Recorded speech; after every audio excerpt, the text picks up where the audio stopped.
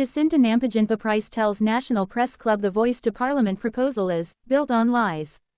Senator Jacinta Nampijinpa Price has told the National Press Club the Voice to Parliament proposal is flawed in its foundations. In 4 weeks, Australians will head to the polls to vote on whether to enshrine an Indigenous voice to the Constitution. Today, the co-leader of the No campaign, in a wide-ranging address to the press club, detailed why she will be voting no in the upcoming referendum. Senator Nampijinpa Price, among other comments, denied First Nations Australians were currently being negatively impacted by colonisation and shared her own experiences of racism.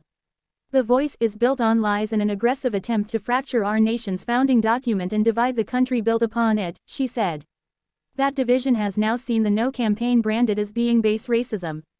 She said Indigenous Australians already have a voice as she is one of 11 Indigenous voices, politicians, currently in Parliament.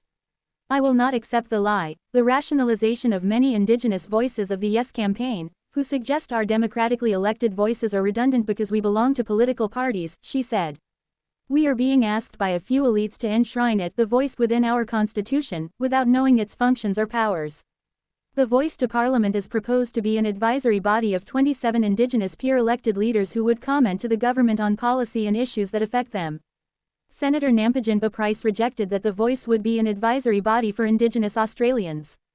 Describing the Voice as an advisory group understates its significance and gives the misleading impression it would be a benign sounding board for ideas, she said.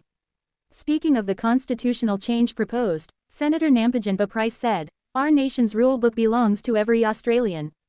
And it is not a document to be taken for granted or to be jeopardized for the sake of a vibe." The designers of the Voice continue to push the idea that we are different to everyone else despite also being Australian. The Shadow Minister for Indigenous Australians spoke out about the treatment she has received while in office. "I have been told I'm a sellout, I've been racially abused, vilified, name-called and threatened with violence. And why? Because I want to stop children from being abused," the senator said. "Because I want to stop women and men from being killed. The truth is, for all the moral posturing and virtue signaling about truth-telling, there is no genuine appetite in Canberra to tell the truth or to hear the truth." She also spoke of prominent Indigenous academic Marcia Langton, accusing her of telling the senator not to make a certain remark before her first press club address years ago. "Marcia cautioned me prior to the address, saying that I should not draw a link between the high rates of Indigenous community violence and the acceptance of violence within traditional culture," she said. Her suggestion is that there is no correlation. "My experience screamed otherwise." Senator Nampijinpa Price was tearful as she recalled a story of a young Indigenous woman who she said had recently died after being sexually assaulted in a remote community.